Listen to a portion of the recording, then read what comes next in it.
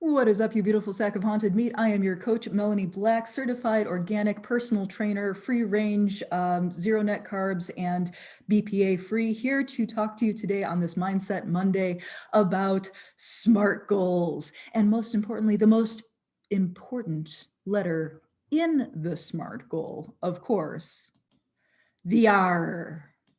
Creating SMART goals is a proven system, a great way to really organize your actions and take good productive actions, but that will lead to the actual achievement of your goal. But there is a little bit of confusion about those letters in the SMART goal acronym, as evidenced by all of the mixed images that pop up when you do a Google search on images for SMART goals. All right, let's talk about the first one, specific. Now, this is not the first step chronologically, okay? So it's cool that it makes the acronym SMART because it is smart to set SMART goals. Pretty cool, huh? But it is not in chronological order. So before we can make a goal specific, we have to know what the goal actually is, both in a broader sense and the incremental parts of that goal broken down into its specific parts. And then, of course, measurable, we want to make sure that we can measure progress with those specific parts.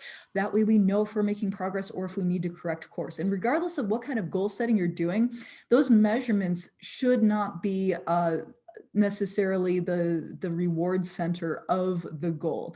In other words, if you are on a weight loss journey, on a fat loss journey, we do want to measure. We want to measure in circumference measurements. We want to measure progress on the scale.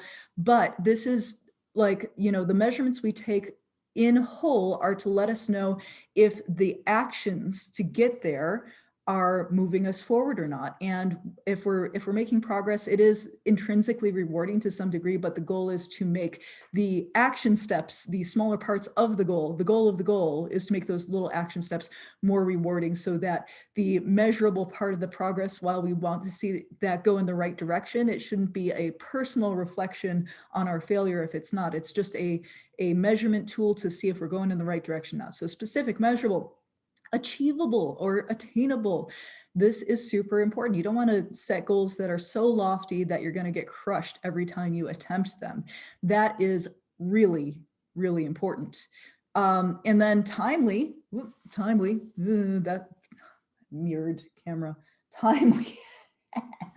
The T is also important. You want to put your goal into a time frame or time bound goal. That is going to help you out a lot, making sure that you don't just let things go indefinitely, and that way you can actually reassess progress at the end of it. If you weren't making fast enough progress or whatever, you can change course, but you see your goal through the entire time frame you give to it, and then you can correct course based on your measurements afterwards.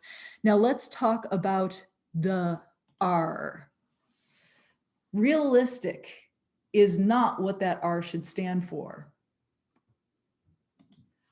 Realistic is, it's redundant if the A stands for achievable, right? So we want it specific, we want it measurable, we want it attainable, we want it time bound, all of these things, but the R does not stand for realistic. I don't care what any stock image or business seminar says, it does not stand for realistic. This is like, I take it as a personal affront when I see realistic stated as the R, that because remember, we want to put these goals through these different filters as we're creating our big, broad picture goal to make sure that we can actually we can do it, that we are going to have fun along the way, all these kinds of things. Oh, wait, fun. Where's fun?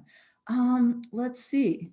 Specific is important, but not fun. Measurable, important, but not fun. Achievable, important, but not fun. Time bound, also important, but not fun. And you know what? If you're not having fun doing something, if you're not really engaged and enjoying it, you're not going to see it through.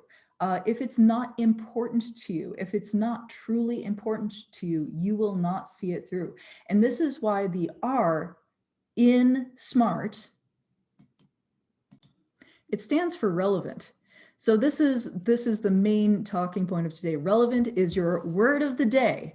Relevant is what you should start with chronologically if you're setting a SMART goal. What is relevant to you? This is the first step. This is the most important step. This is the step that's going to keep you motivated and inspired to keep going when your measurements are going the wrong way, when achievable is boring, when timely is a pain in the butt, and when specific feels really tedious. Relevant is what is going to keep you going and keep you motivated with your goal. Whether your relevance is money motivated or physically motivated or fun motivated.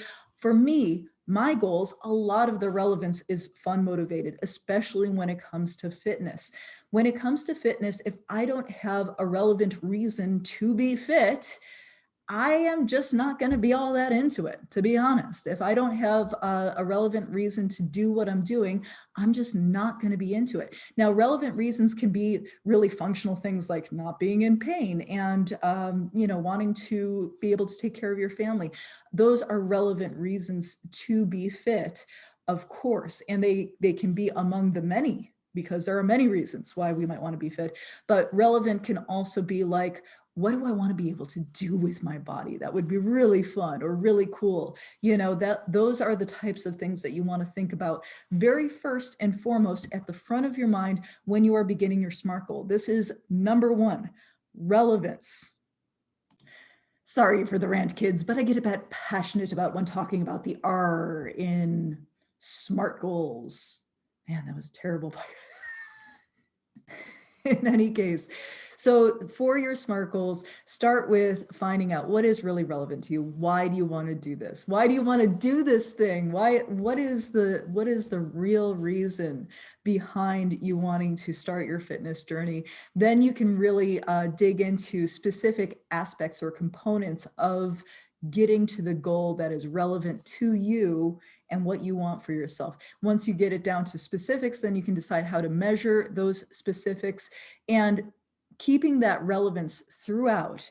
So important, so much more fun, so much better, right? Because if the most interesting thing in SMART is the measurements, or the most interesting thing in SMART is achievable, or time, the amount of time that these are not enough. These are not enough to keep going.